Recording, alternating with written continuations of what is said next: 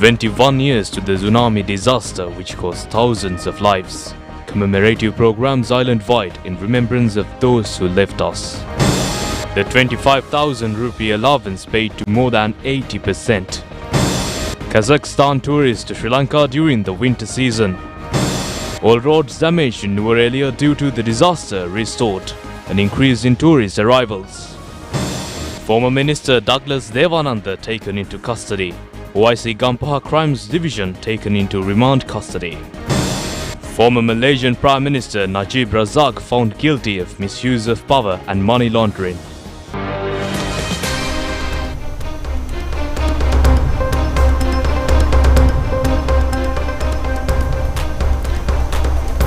Now we move on to those and other stories in detail. Tsunami disaster marks its 21st anniversary today. Today has been declared as National Safety Day to commemorate the people killed by tsunami and recently hit Cyclone Ditwa disasters.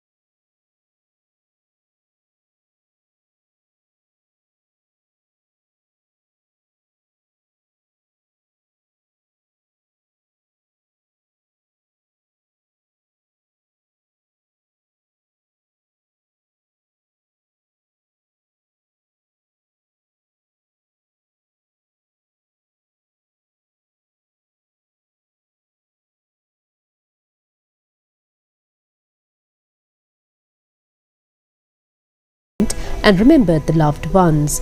Conducting all religious observances, merits were conveyed to Tsunami.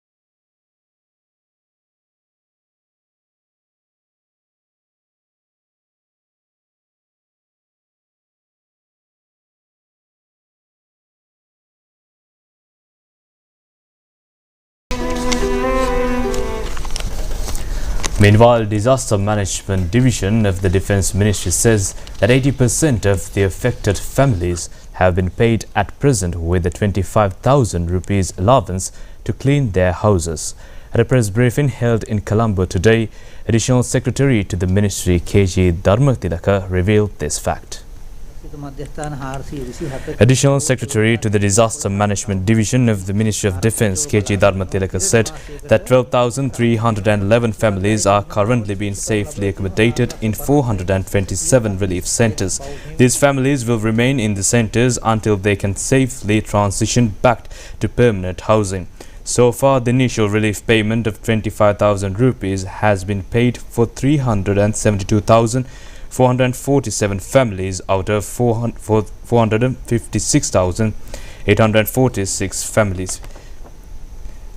Dr. Asiri Karunavardhana, Director General of the National Buildings Research Organisation, said that over 1,200 landslides of varying magnitudes have been recorded across the country.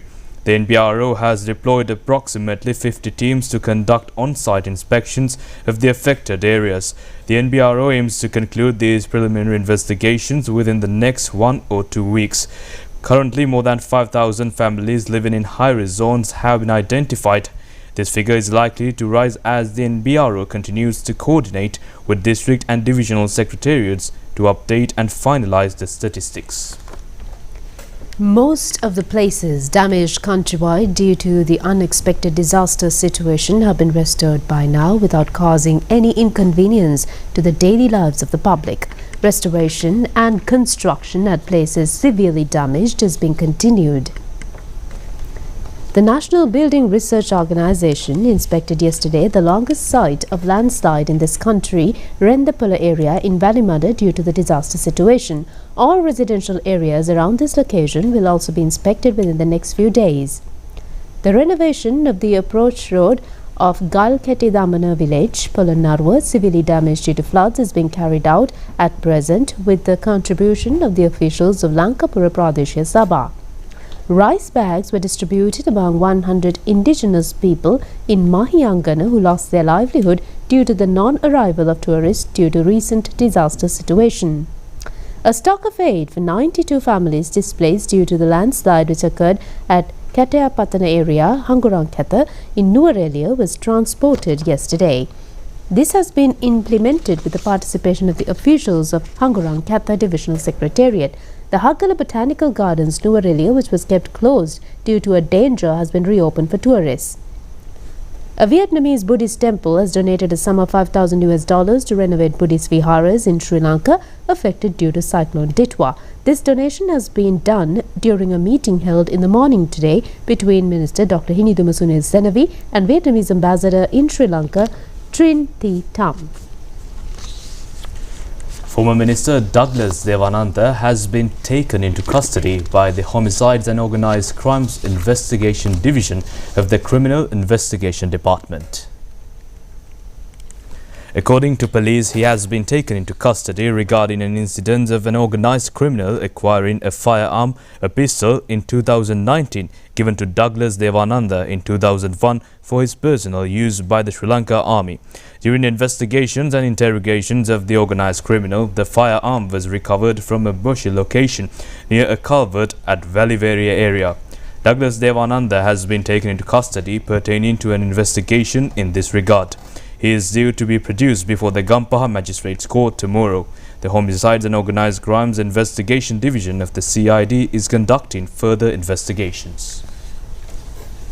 The Colombo Magistrates Court today ordered to remand the OIC of the Criminal Division of the Gampaha Headquarters Police who have been arrested on allegations of soliciting a bribe until the 6th of January.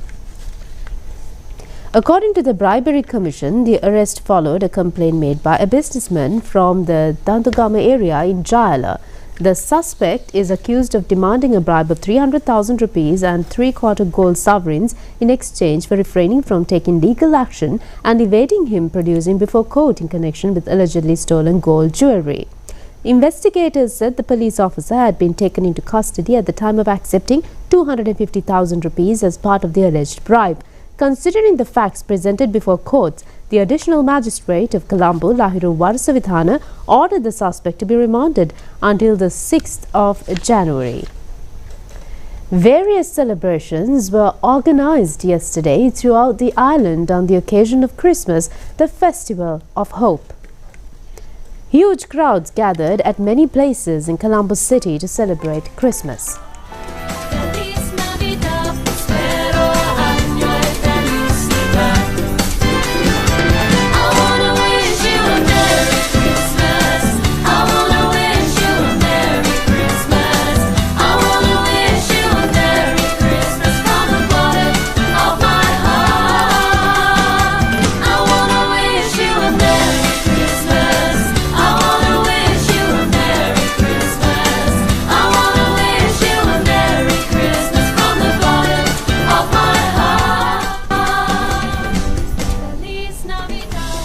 A large number of local and foreign tourists could be witnessed in Nuwara during the Christmas season. The area around the Gregory Lake, which was affected due to Cyclone Ditwa, has been restored and tourists were enjoying again themselves, according to our correspondent. The Adler Traders Association and the Three Wheelers Association jointly organized a special Christmas program for tourists. They provided rides free of cost for foreign tourists to Ravana Falls, Thealuma Falls, Haputale and Bandarapala, decorating their three-wheelers on the occasion of Christmas.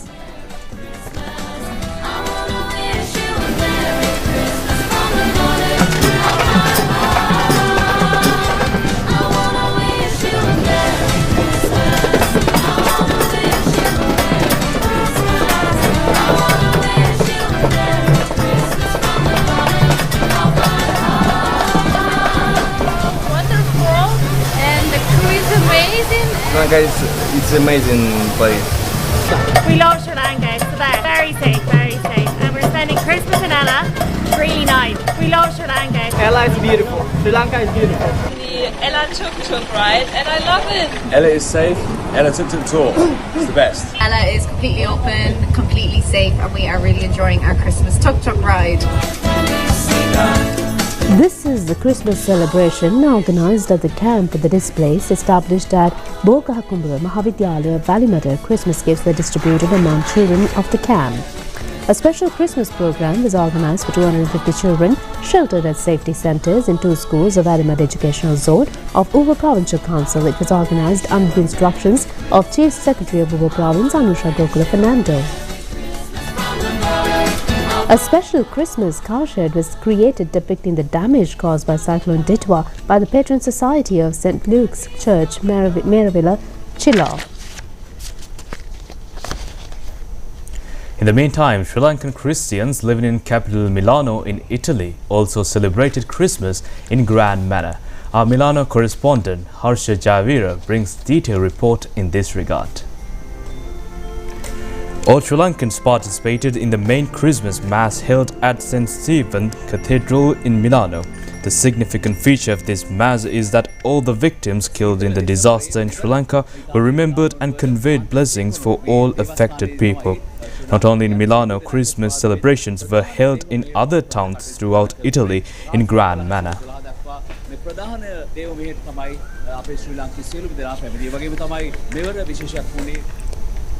Air Astana has commenced its first flight, number KC-167, from Kazakhstan to Bandaranaike International Airport yesterday, carrying a group of tourists.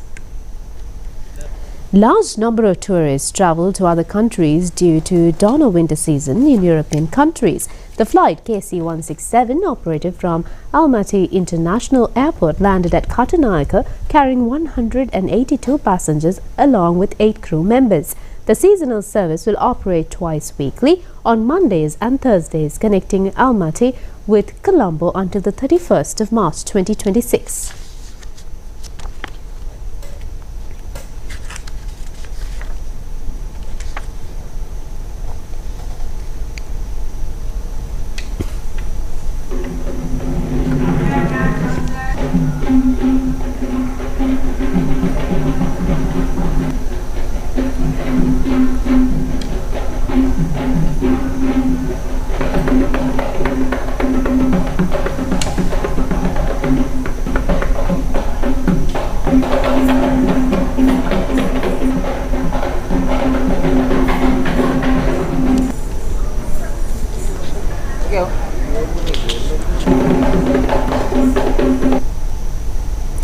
Minister Dr. Nalinda Jatisa says that government is in a proper correction process necessary for certain social media channels, obstructing to the rebuilding process of the country after the disaster by propagating false information. The minister, expressing his views to the media after a program held in Karuthara today, stressed that the government will at no time suppress the media. Minister Dr. Nalinda Jatisa said that government does not exert any form of media censorship. He emphasizes that criticism of the government and its shortcomings is permissible across social media, electronic media and print media. However, he highlighted that certain media channels and social media groups are engaged in creation of distorted and false news.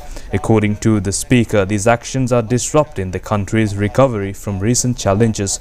He specifically mentioned that misinformation is sowing distrust in the healthcare sector and posing a threat to national security through dissemination of harmful content. The public is urging the government to take action against these harmful practices. He revealed that while the government faces criticism from the public for not intervening more aggressively, it prefers a disciplined and systematic approach in correcting falsehoods rather than resorting to censorship. According to the Nuwara Urban Council, all approach roads to Nuwara have been restored after the disaster situation. The climate of Nuwara is also extremely favourable at present. Mayor of the Nuwara Urban Council, Rupavahini says that all necessary facilities have been arranged for tourists. The requested local and foreign tourists to visit Nuwara during this festive season. A large number of foreign tourists have arrived in Nuwara by now. Our cameraman captured the sight of a group of tourists waiting in expectation to reach Eliya railway station from Ambevalla.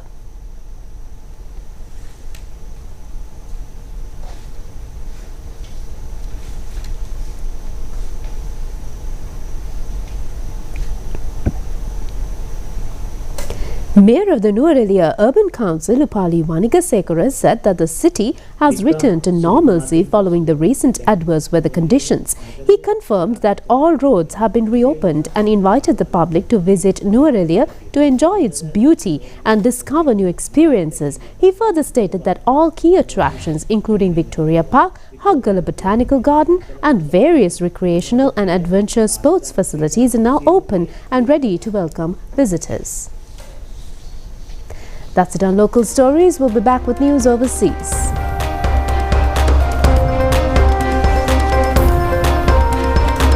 Ella style konchi chicken fusion rasa. Prima kottumi pantamai.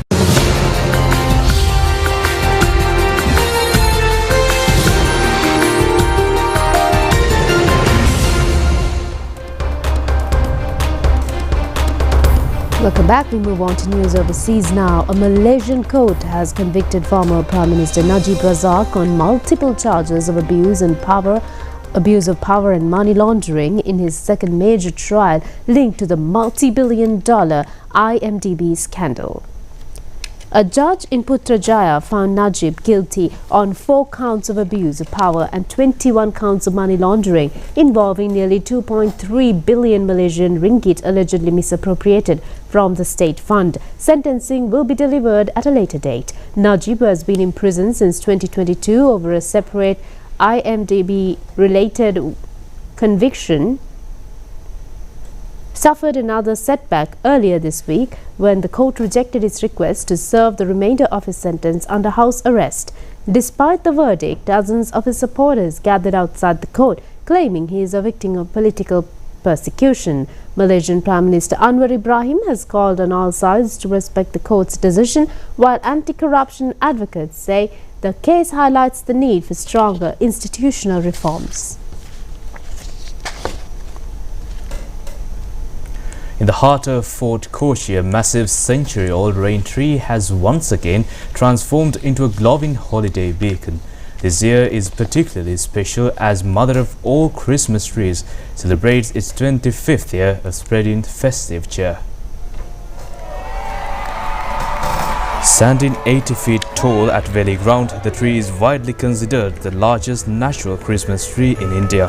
Hundreds of locals and tourists gathering beneath its sprawling canopy, which is draped in over 1,500 string lights, clay bells and Santa figurines. What started as a neighborhood project has now entered its silver jubilee year, becoming a symbol of Kochi's unique communal spirit. Beyond the lights, the organizers used the festivities to give back, raising funds to distribute gifts to underprivileged children in the area. As the lights twinkle over the valley ground, the iconic rain tree stands as a tall reminder that all the brightest holiday traditions are once rooted in friendship and community.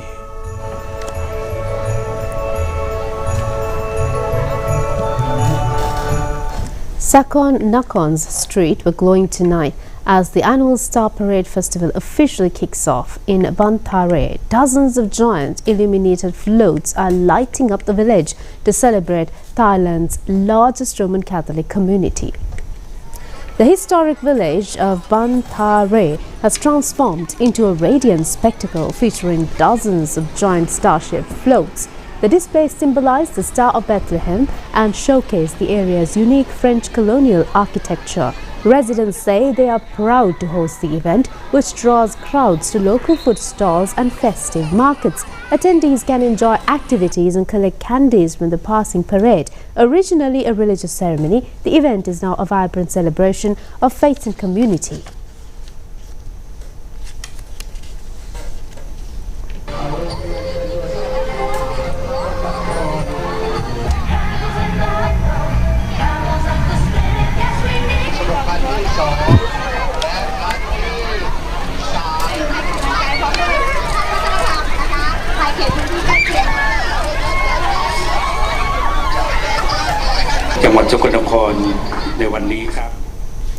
Shanghai's Yaoshi's Ice and Snow World opened its doors to dogs yesterday, hosting a pet-only snow day that turned the indoor ski resort into a temporary playground for the four-legged canines and their owners. Footage captured from inside the venue shows dogs running through artificial snow, playing alongside their owners, and riding China's first indoor snow country train. Organizers said this event was aimed at giving pets a chance to experience snow, a rare opportunity for many dogs in China, where most major cities see little or none. The pet-friendly event featured designated play areas where dogs could roam freely, pose for photos and take part in winter-themed activities. Held over 2 days, the event was welcomed by furry companions and their owners. Adding that many of her friends would love to come to the next event, around 200 dog groups accompanied by an estimated 300 to 400 owners reportedly attended the event, which was held as a Christmas-themed carnival.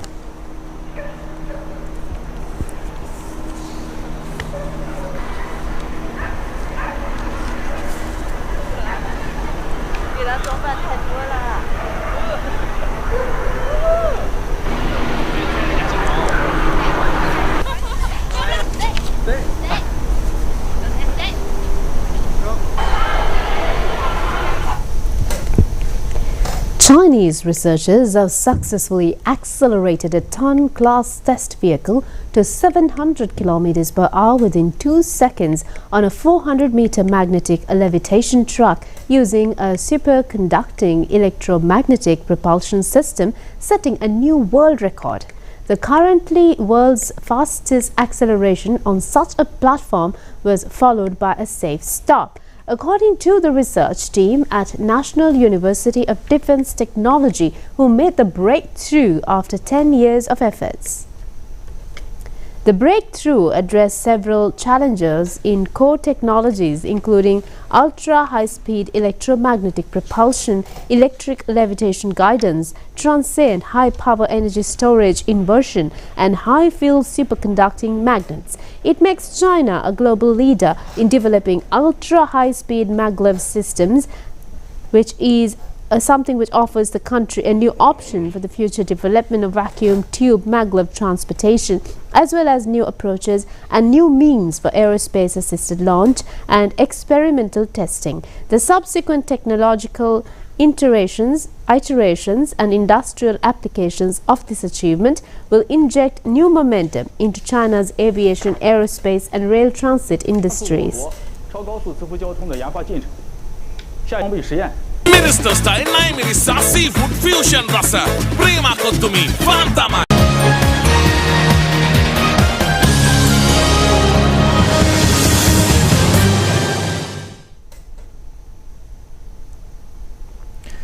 And now we turn to sports. The Boxing Day Test match of the Ashes series between Australia and England commenced today at Melbourne Cricket Ground in Australia.